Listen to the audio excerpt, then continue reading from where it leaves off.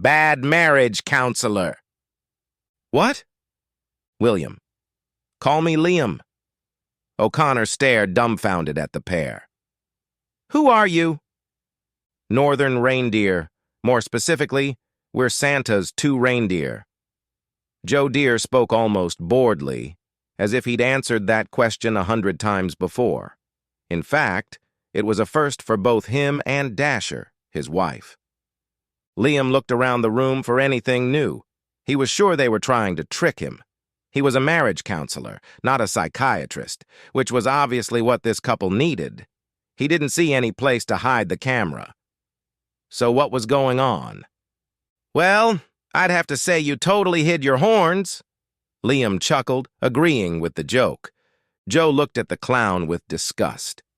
He was beginning to think they could have found a better marriage counselor at the North Pole, but then he didn't trust those elves anymore. Stupid elves, that was for sure. Especially this elf. Don't be so ignorant. We shed our horns in late fall.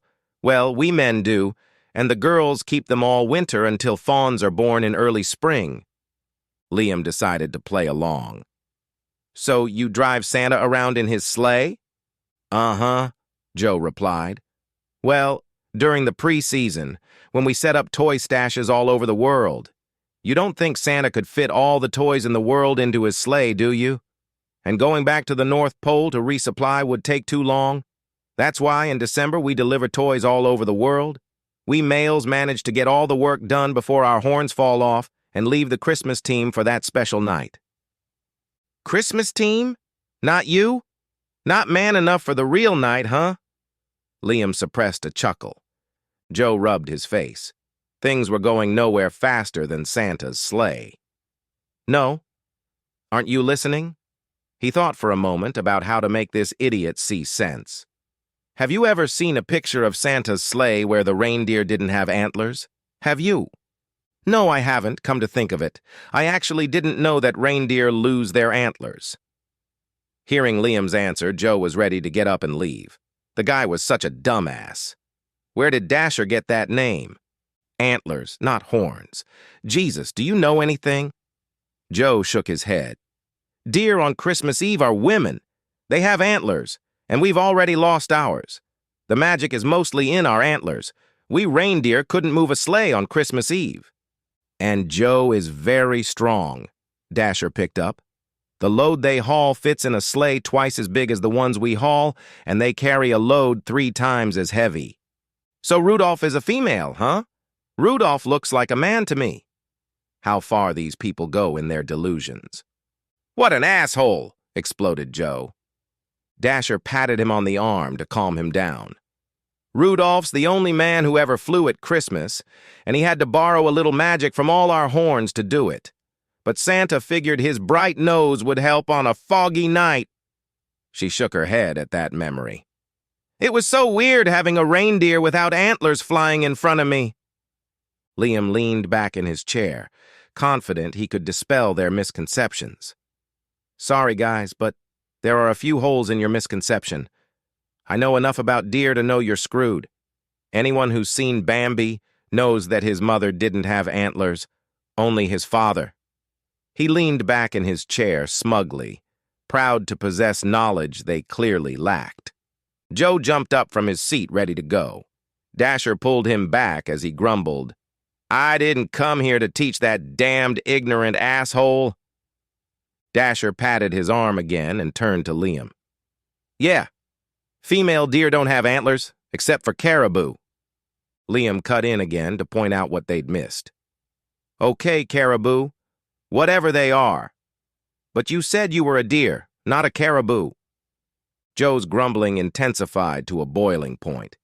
In Europe and Asia, where we've been domesticated, Joe muttered, civilized, I'm not a dumb horse. Dasher rolled her eyes.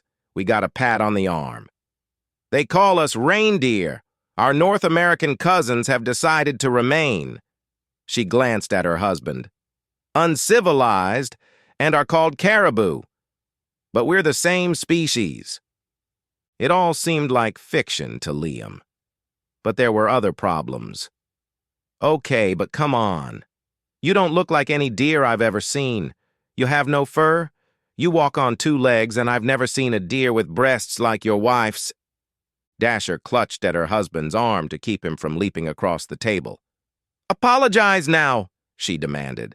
Seeing the wild look on Joe's face, Liam nodded quickly and said, I'm sorry.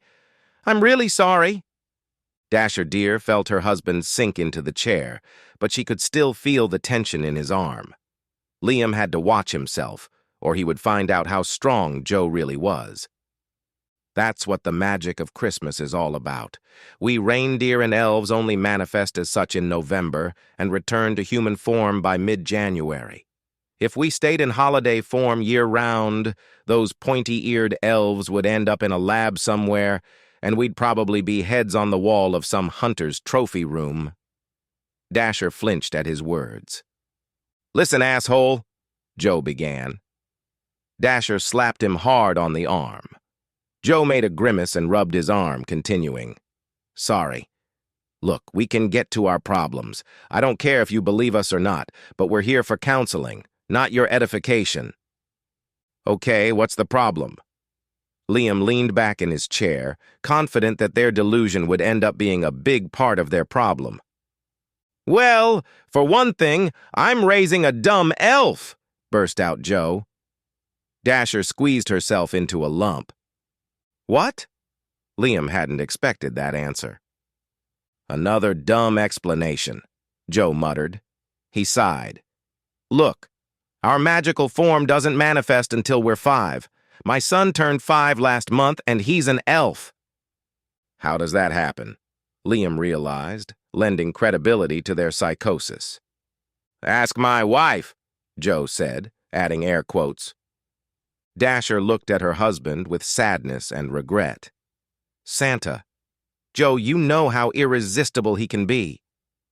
Irresistible? Liam looked at the stunning Mrs. Deer, at her lush breasts. Then he heard Joe growl and realized he was looking at him. He frowned and focused. You found that fat old man irresistible? Dasher smiled guiltily, quickly wiping her husband's frown off her face. Santa isn't the jolly old elf who lives all year long. Like us, he only shows up at Christmas. During the year, he's a chiseled, 63-foot-tall, incredibly handsome, trim man. She was interrupted when Joe's growling resumed. Well, he is, she murmured. You know he is. Joe groaned loudly. 6 years ago, the boss came to visit and sent me out for supplies. He took her out to dinner and dancing. And 5 years later, I find out that my favorite son, who I've gotten close to, is a stupid elf. I keep saying I'm sorry. I'm really sorry. But I was drunk, and you know how bossy Santa can be, even when he doesn't want to be. And he kept complimenting me, telling me how sexy my ass looked every year while I was pulling the sleigh. And then it just happened. It'll never happen again, I swear. Dasher sobbed, tugging on Joe's arm. Liam cleared his throat. Well, Joe, you think you can get through this, don't you? We can work on trust exercises. Obviously, your wife loves you, and you love her. And you say you love your son. Joe leaned forward, rested his elbows on his knees, and put his face on his hands. He rubbed his face. That's not the problem. That cheating bitch is pregnant again. I'm sorry, Joe, sobbed Dasher. You know it's not my fault. Why can't you just leave it alone? Asshole, Rudolph, you couldn't have sex with anyone else but that asshole? What kind of cuckold am I going to look like with the elf son and the red-nosed kid? Joe looked up, sobbing in humiliation. Liam was amazed at how sophisticated their delusions were. You had sex with Rudolph? How is that not your fault? Even while feeling humiliated, Joe thought again that Liam was a very poor marriage counselor. Dasher looked at Joe and whispered again, It's not my fault. Turning to Liam, she explained, Usually deer have estrus in September and October, so it's never been a problem for us, but sometimes it can drag on until November. That's what happened to me, Joe. It's never happened to me before. I've never felt such a rush, such a heat. You have to realize what it is to overheat. Your whole body needs it. It's not a choice. She broke into sobs. Joe continued the story. That red-nosed asshole was in the field where Dasher was grazing, did one sniff and jumped aboard. I heard them grunting like pigs in the rut, and I came up just as the asshole finished. I could have killed them both. Yeah, but you didn't. Joe, you just sniffed and jumped right at me. Nature took its toll on you too, as it did on me. You didn't chase after Rudolph and kick his ass like you would have done if you were in human form. You let him run away because you just had to use me. Dasher stopped sobbing and smiled at the memory. Wow. Joe, that baby could still be yours. Or maybe not Rudolph's. I keep telling you that. She got up and sat on Joe's lap, put her arms around him and pressed her face to his. He hesitated for a moment, then hugged her back and kissed her neck. I love you, honey, but I can't wait 5 years to see what color the fawn's nose is. It's bad enough the boys call me Daddy Elf, but Rudolph, why does it have to be him? He's so smug. If he keeps this up, I might develop a venison test, ranted Joe. DNA? Can't you just do a DNA test? Asked Liam. No, they both shouted. Then Joe explained, we're not sure what our DNA will look like compared to the DNA of natural humans or caribou. If it turns out different, we may end up in a lab somewhere. Dasher kissed her husband gently. Joe, we don't need to be here. You know that. You felt how much you were pulled that day. So imagine what it was like for me during estrus when the hormones were raging through my body. It's really not my fault. I love you, Joe. And you love me. You know that. I know I fucked up with Santa, but I'll never be alone with that fat asshole again, I promise. Let's go home. I want to spend some time with my husband. She stood up and pulled him by the arm. He knew he loved her. He knew he wouldn't want to be without her. He remembered being angry with Rudolph, but quickly forgot about it when the scent of the dough took over his mind, replacing hatred with the need for sex. And what a glorious lovemaking it had been. Reaching up, he hugged his wife, but muttered, better not be a red-nosed asshole. Liam leaned back in his chair smugly and thought, another successful completion. God, I'm good. Then he started thinking about what a great article their delusions would make. He was about to suggest that they might need a few more sessions when he realized they were both looking at him.